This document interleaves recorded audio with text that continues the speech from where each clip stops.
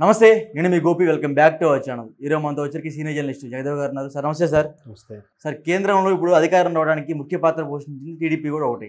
So ఇప్పుడు అలాంటి టీడీపీకి సరిగా అపాయింట్మెంట్ ఇవ్వట్లేదంట, బాబు గారిని పట్టించుకోవట్లేదంట కేంద్రం.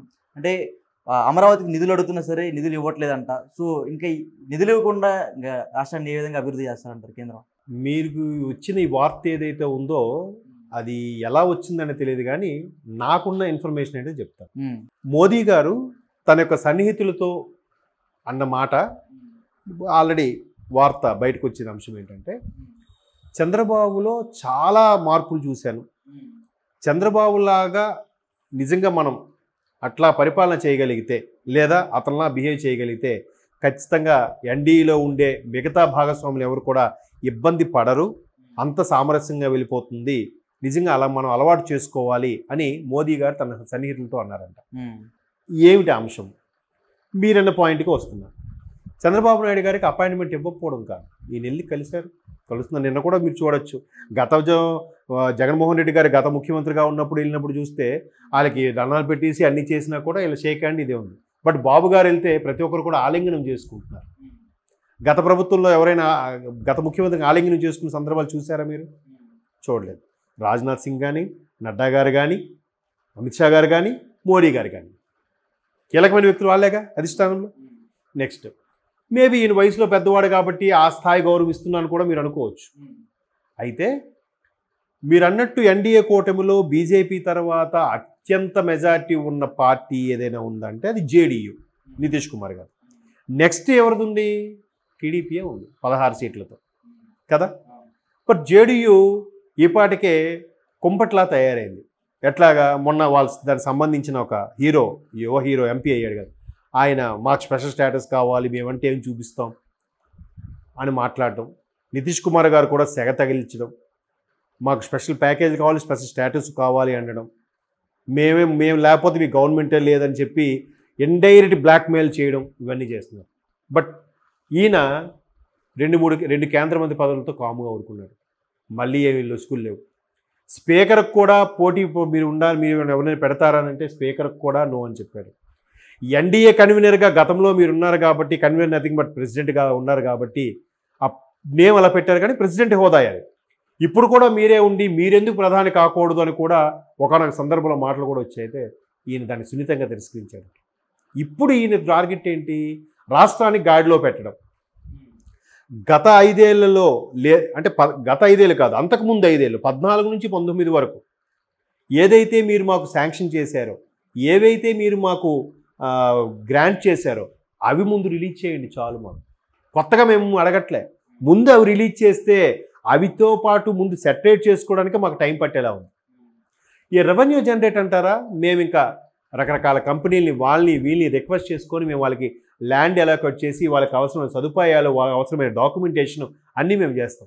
మీరు కూడా కొన్ని వెసులుబాట్లు కల్పించాలి. ఒక 2 ఏళ్ల పాటు జీఎస్టీ లేకపోవడం లేదా ట్యాక్సులు విధించకపోవడం, ఇట్లాంటి వెసులుబాటు ఇస్తే మాకు చాలు అన్నట్టుగా ఉన్నారు. మీకు ఫస్ట్లో చెప్పాను చూసారా, మోదీ గారు అసలు బాబు గారు అసలు ఏం అనట్లేదు, నిజంగా భలే ఉన్నాడు ఆయన, అసలు మనల్ని ఏం ప్రెజర్ పెట్టట్లేదు, అందరూ ఇలాగ ఉంటే అంత బాగుందని అన్నారని. ఇప్పుడు అదే రీజన్. ఆయన ఏంటి కొత్తగా ఏం అడగట్లే, ట్యాక్సుల రూపంలో రాష్ట్రానికి రావాల్సిన పన్నుల రూపంలో ఏవైతే ఉన్నాయో అవి ఇవ్వండి చాలు. గతంలో పోలవరంకి ఏదైతే బడ్జెట్ కేటాయించారో ఆ రిమైనింగ్ బడ్జెట్ ఇప్పించండి చాలు. గతంలో ఏదైతే రైల్వే జోన్ ఆల్రెడీ మీరు అనౌన్స్ చేసేసారో రైల్వే బడ్జెట్లో, దానికి సంబంధించిన ఫర్దర్గా ఏది ఉందో రిలీజ్ చేయండి. రాష్ట్ర ప్రభుత్వం నుంచి కొంత ల్యాండ్ని కొంత ఫండ్ని కూడా మేము యాడ్ చేసి మేము చేసుకుంటాం. గతంలో ఏవైతే అవన్నీ కూడా ఇప్పుడు రేపు బాబు ఆయిల్ రిఫైనరీకి సంబంధించింది మీరు ఏదో రాష్ట్రాల్లో పెట్టాలని చూస్తున్నారట. మీరు చాలా సందర్భంలో గుజరాత్లో పెట్టారు, మధ్యప్రదేశ్లో కొన్ని పెట్టారు, ఆంధ్రప్రదేశ్కి ఏమీ లేదు. 29వ రాష్ట్రం ఏర్పడింది తెలంగాణ అనుకుంటున్నారు, కానీ కాదు, ఆంధ్రప్రదేశే దిక్కుముక్కు లేని పరిస్థితిలో ఉంది. మీరేం చేయక్కర్లేదు, ఎట్లాంటి చేస్తే చాలు, మిగతావన్నీ మేము చూసుకుంటాం. అట్లా అంత సౌలభ్యం ఎవరిస్తారు?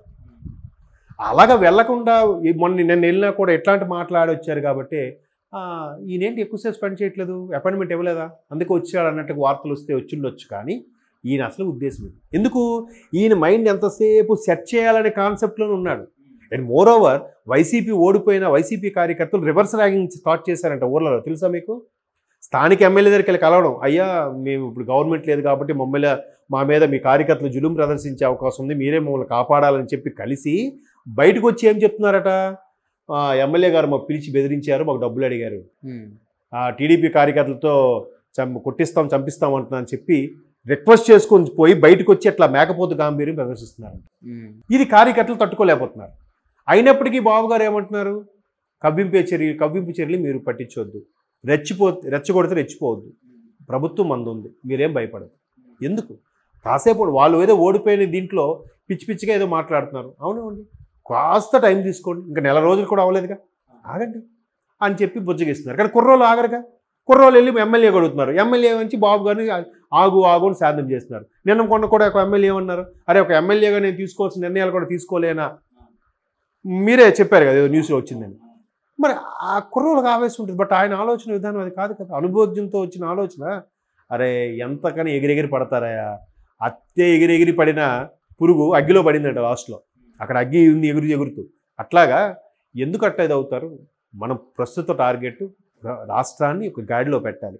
ప్రజలు ఏ నమ్మకం అయితే మన మీద ఉంచారో ఆ నమ్మకాన్ని నిలబెట్టుకోవాలంటే కష్టపడి ఒళ్ళొంచి పని చేయాలి.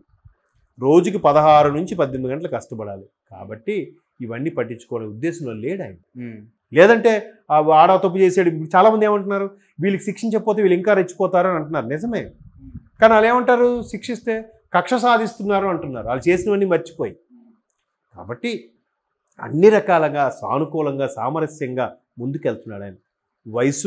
వయసుతో కూడిన అనుభవం, ఇలాంటివి రాజకీయాలు చాలా చూశాడు. ఇప్పుడు కదా సోషల్ మీడియా వచ్చి ఎక్కడేం జరిగినా మనకు తెలుస్తుంది, కానీ ఇవి లేకముందు కూడా చాలా చూశాడుగా. గ్రూప్ రాజకీయాలు, రౌడీజం రాజకీయాలు, ఫ్యాక్షనిజం రాజకీయాలు ఎన్ని చూశాడు ఆయన, ఎన్నింటి గ్రిడ్లో పెట్టాడు. ఓల్డ్ సిటీ లాంటి సిటీని కూడా కంట్రోల్లో పెట్టాడని చదువుకున్నాం కదా మనం చాలా సందర్భాల్లో, చాలామంది సీనియర్లు చెప్పినప్పుడు కూడా విన్నాం కదా. మరి అవన్నీ చూసిన వాడు ఇప్పుడు గాడి పెట్టే పెద్ద సమస్య కాదుగా. సో 1 by 1 అన్నీ సర్దుకుంటాయి. సో అట్లా బాబుకు మొన్న కూడా ఆయన ఏమన్నాడు, ఇకపై మీరు 95లో 99లో ఉన్న బాబును చూస్తారు అన్నాడు. అందుకే ఆయన సమీక్ష సమావేశాలు కూడా అరగంట క్లోజ్ చేసేస్తున్నాడు అండి. ఎంప్లాయీస్ కూడా ఎక్కువ ఇబ్బంది పెట్టట్లేదు, తెలుసుకున్నాడు అవన్నీ. ఎట్లా మన ఎంప్లాయీస్ నుంచి అవుట్పుట్ లాగాలి, ఎట్లా ఎవరితో పని చేయించుకోవాలి, లేదంటే ఎవడు ఫీల్ అవుతాడో తెలియదు, ఎవడెక్కడ ఇదయ్యి మనకి ఆ ప్రభుత్వానికి ఎసరు పెడతాడో, లేదంటే నెక్స్ట్ ఎలక్షన్లో మళ్ళీ ఇబ్బంది పెడతాడని ఇప్పటి నుంచే నెక్స్ట్ ఎలక్షన్స్కి నెక్స్ట్ రాబోయే పరిపాలనకు కూడా సెటరేట్ చేసుకుంటున్నాడు. That is Babu. సో మీరు విన్న వార్త వేరు, ఇక్కడ జరుగుతున్నది వేరు. Okay sir, thank you.